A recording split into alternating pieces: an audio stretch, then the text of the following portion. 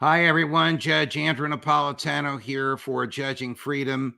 Today is Friday, June 2nd, 2023. It's 9 o'clock in the morning here on the East Coast of the United States, 3 o'clock in the afternoon in Rome, from which our dear friend and valued guest, Alastair Crooke, joins us now. Alastair, it is, of course, always a pleasure.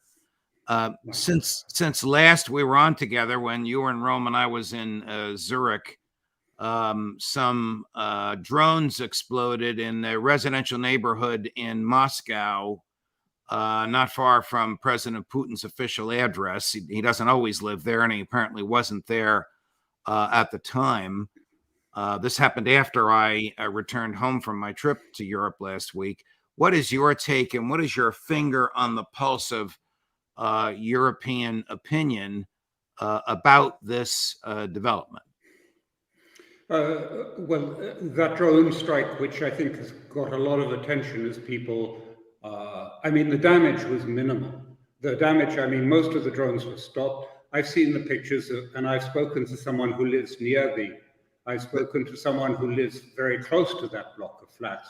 And they say all that transpired was a couple of people had a scratch and no one went to hospital or anything like that. Most of the drones stopped. Now, I think people have this backwards, in fact.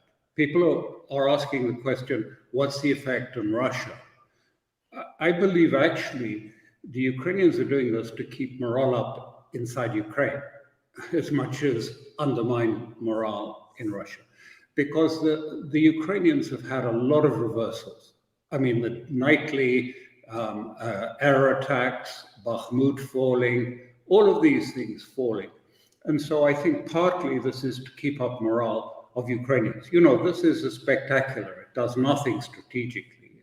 It's an irritant, but it's nothing strategic.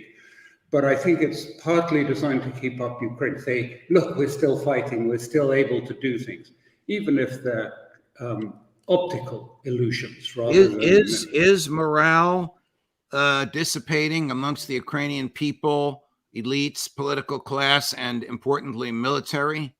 Oh, yes. Oh, it's on the floor. Of course it's down. There's also the economic stresses. And of course, you've got this two-tier society with the elites living the great life, cabaret time in Kiev for some, and the rest barely scraping by. The inflation is high. Some people are not getting paid. So you've got a complete division and a lot of unhappiness in Kiev. You recently wrote a piece, the essence of which is the endless bitter antagonism to Putin and Russia. What is the reason for the Western-generated, America-promulgated, endless bitter antagonism to Putin and Russia? There are deep roots, so we can't go too far back. But I think basically it was because, America thought it had Russia in the palm of its hands in the Yeltsin years. The Harvard boys were there, and they were just buying and stealing most of the resources of Russia at that time. That was up until about 99. And then in comes Putin, and he slowly puts an end to the project completely. And I think Obama and the team never forgave him for that, because they really, during that Yeltsin period, and they thought they were going to have another Yeltsin, and that Russia would have been completely appropriated by Wall Street and by the energy companies, which is what they had wanted, basically dismembered and taken apart. And that was happening. And there was starvation in Russia. It was a disaster in Russia at that time. And Putin came in and he started dealing with it. He started cutting the oligarchs down to size. He started nationalizing back again, taking into state ownership the resources of Russia, and has built the economy, a self-sufficient economy, which is different from the one that Yeltsin had. But I think, the West cannot get it out of its head. That was a period when the Russian economy was very vulnerable. It was being run by Wall Street. And so they could do what they wanted with the economy. Is the root of this, Alastair, American hubris? Oh, sure. Yeah. Rather than America willing to recognize a major economic power with which we could trade at an appropriate level, and a rising tide, to quote JFK, would lift all ships. You know, it's a Western hubris of thinking that they can reappropriate, you know, Western triumphalism.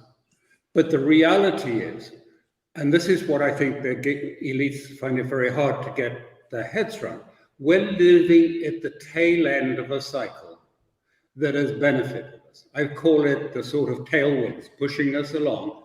It was the end of the colonial imperial cycle, whereby we profited from the periphery and all the wealth came to the center, to the United States and to Europe. And we had a very prosperous few decades that time, not particularly merited by our own work, but they did come. And during that time, we made the mistake of turning our economies away from having a real economy, a manufacturing base, to just being a service consumer economies. And now the tide has turned. And the economies that were the peripheral economy are now economically the most rapidly growing. And it's the West that is in decline. So we are much weaker economically and as a societies than we think us to be. So the hubris is very strong. Oh no, we were very rich. I mean, we've been doing so well during this period. I mean, of course we can prevail. Of course we can win. It's a mistake.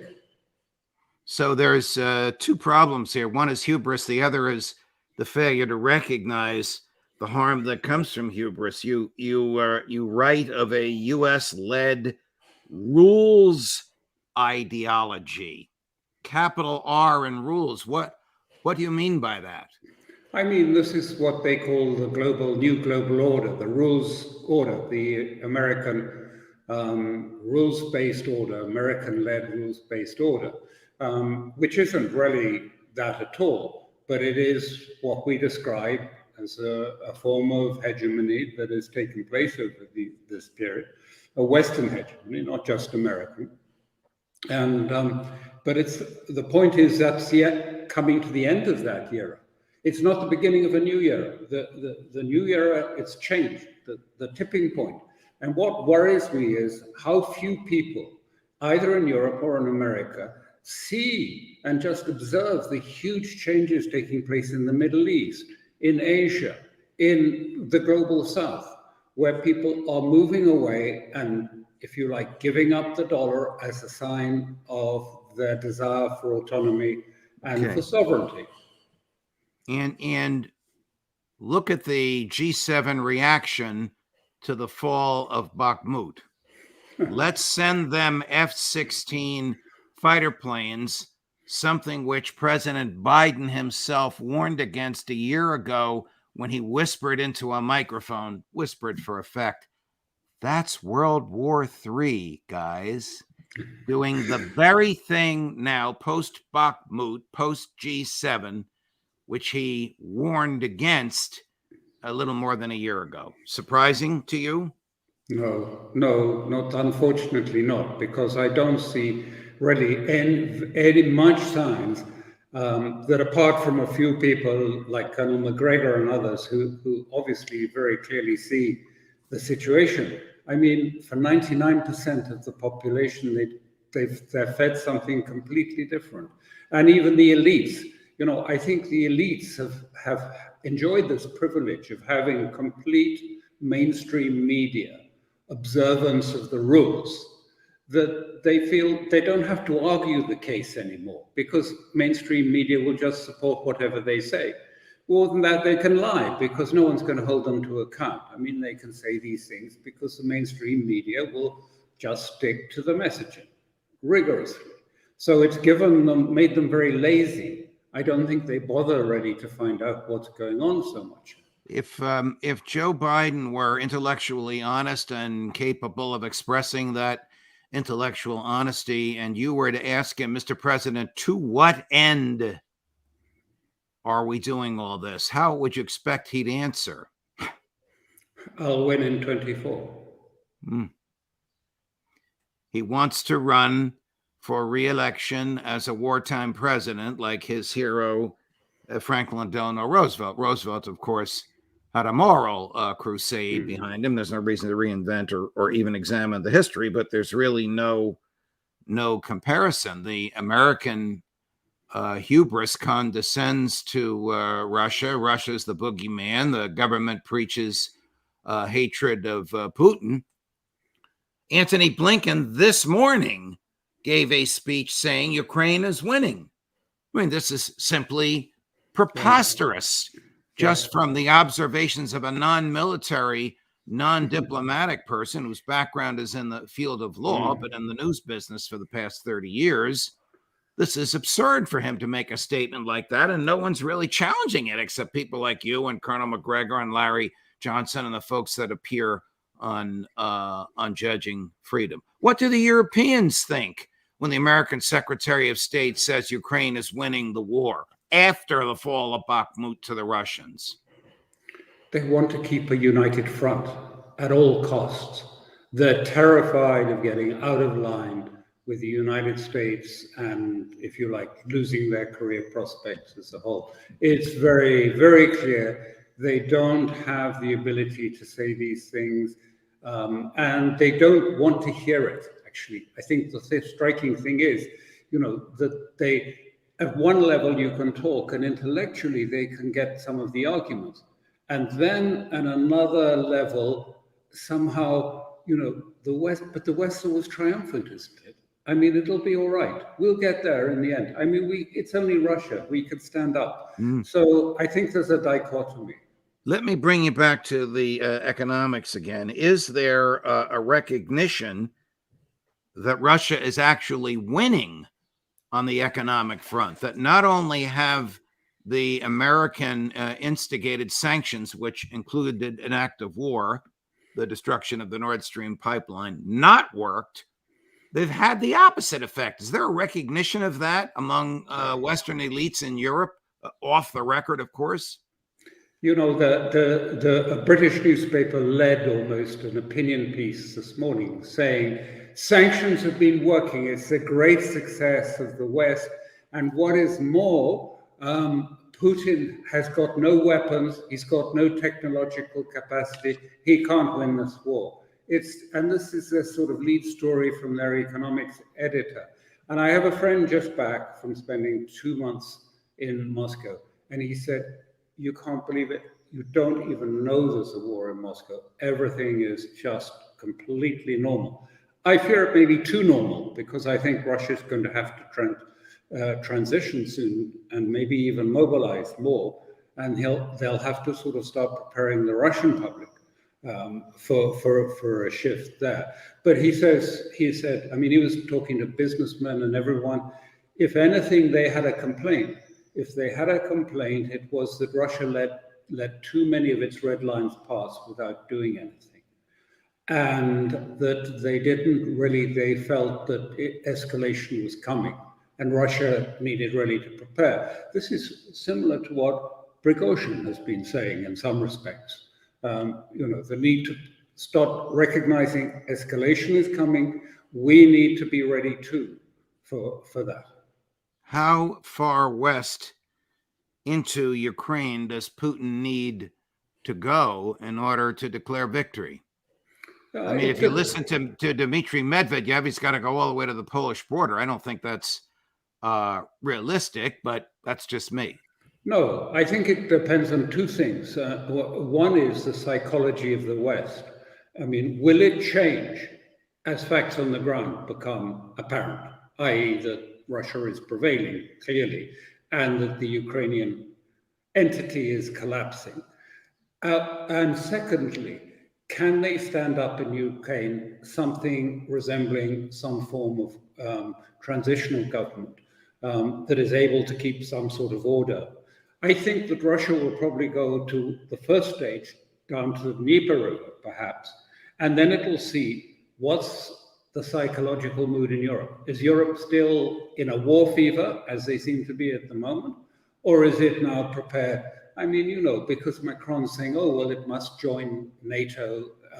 Ukraine must now be allowed to join NATO with arrangements, something not quite Israel, but not quite full joint membership either. I mean, did you say President Macron said this? Yes. The same President Macron who famously, and of course he suffered politically in the short run, said on his flight from Beijing to Paris, we have to reject, quote, the American rhythm of war, close quote. He now wants Ukraine to be a member of NATO. Does he think that that would be tolerated for a minute in Moscow? He probably knows that, but nonetheless, he says that. And he also said at this conference at Bratislava, and he said very clearly, we now have to prepare our people, European people, for prolonged conflict, for a conflict of high or medium intensity, which sounds as if he has changed. Before, he was talking about not humiliating Russia, and that it was Russia that needed the security guarantees. You remember Russia actually wrote some treaties, draft treaties in December 21, and saying the key issue, the thing that started the war, was the expansion of NATO. And what do we have yesterday? We have Biden deliberately provokes him, pokes the bear in the eye and says, no, we're going to expand it again. Right. I promise you, he said, I promise you it will be done. We're going to expand it. He rarely says, I promise you, but every once in a while he does like to use that phrase. What is NATO today? Is it a peace organization? Is it captured by the Greens in Northern Europe? Is it a serious military organization? Theoretically, and there may have been some NATO officers killed in a Ukrainian bunker the other day, there isn't even a single troop from a NATO country, except America and Great Britain, on the ground. Yeah, I think there may have been some British in that bunker that was damaged, together with Americans. About 20 NATO people is what I hear. Maybe right or wrong, I don't know. The answer to this is yes, a strange metamorphosis overtook Europe during the Kosovo War, the war on the bombing of Belgrade and in Yugoslavia, where people began to see NATO as a sort of instrument for human rights, for progressing, changing entities, right to protect, all of these things. And they saw it now as a sort of humanitarian venture. And that's been taken up. It split the Greens, but the ones that went with that are the people like Annalena Baerbock, the German foreign minister, and the Greens in Germany, who do see NATO as now an instrument for pursuing, if you like, global justice and global order. And they see it. And this was also said by the Europeans. They said, you know, we're going to be a soft empire, using it against ignoring international law, ignoring states that have got a government, and where it's necessary, setting in our own protectorate governments into these states. That was a senior European. This was the whole idea of Europe becoming this great venture for establishing justice and equity and virtue. Here's Hungarian Prime Minister Viktor Orban in an interview with a British television anchor, giving what I think is some of the maybe the most thoughtful comments I've heard from any leader in the West. It's a little bit longer than a minute. It's worth watching. The very last 2 or 3 sentences he uses, in my view, are profound. I'd like your thoughts, Alastair. You made a great deal about 1956 and fighting for freedom. You have a neighbor who is invaded by Russia, the very country, you know, you grew up with pictures of tanks going into Budapest. You know, why are you opposing the European aid? No, it's emotionally. it's tragic. So all of our heart is with the Ukrainians. We understand how much they suffer, but I'm speaking here as a politician who should save lives. So the most important thing for the international political community is to save lives, especially when you are convinced, as I do, that there is no chance to win this war. So therefore, what we should do far more energy invest into to convince everybody that the only solution is ceasefire. And then after the ceasefire, peace talks should start. And then we could, back to your point, yeah? Do you really think there is no chance of Ukraine winning? That's and my surely point. They stand very little chance of winning without the aid which you are currently blocking. No, my position is that looking at the reality, looking at the figures, looking at the surroundings, looking at the fact that NATO is not ready to send troops, it's obvious that there is no victory for poor Ukrainians on the battlefield. Looking at the fact that NATO is unwilling to send troops, it is obviously that there's no belief in Ukrainian victory on the battlefield. I think I've quoted him accurately. What did you think of his nuance and his courage? Admirable. But actually, it is even more than that. I mean, and this is what doesn't get through. Russia has won the financial war. They're actually putting Europe into attrition. We talk about attrition in Bakhmut, but it's Europe going into economic attrition of our own accord, our own making.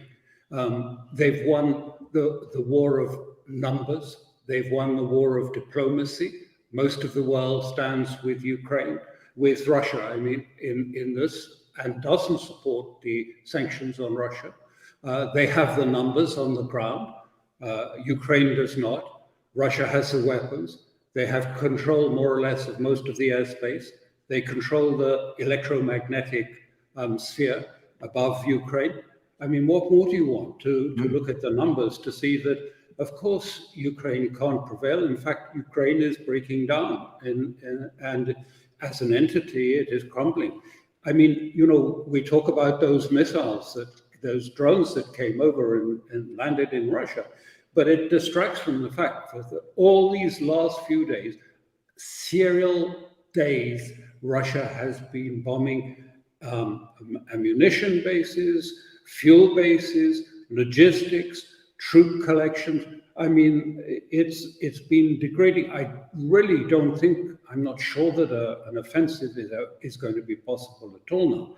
And this is why I think, you know, escalation is actually paradoxically becoming more likely, because I mean, apart from attacking into Russia with these sort of spectacular things that achieve nothing, the Ukrainians face a certain tragic failure. And to quote our mutual friend, Tom Luongo, allowing the West to keep thinking they can win is the ultimate form of grinding out a superior opponent. Exactly. Yes. Alastair, always a pleasure, my dear friend. The weather's beautiful in Italy. I hope you have a fine weekend coming. We'll look forward to chatting with you next week. Thank you so much. Same to you. Have a good weekend. Thank you, of course. And my friends, the man you haven't heard from in a month will be with us at 1 o'clock Eastern time today, Scott Ritter. Scott, where have you been? You'll be surprised and I think interested to hear where he has been and what he has been up to. More, of course, as we get it. If you like this, tell your friends. Who could not like Alastair Crooke? Judge Napolitano for Judging Freedom.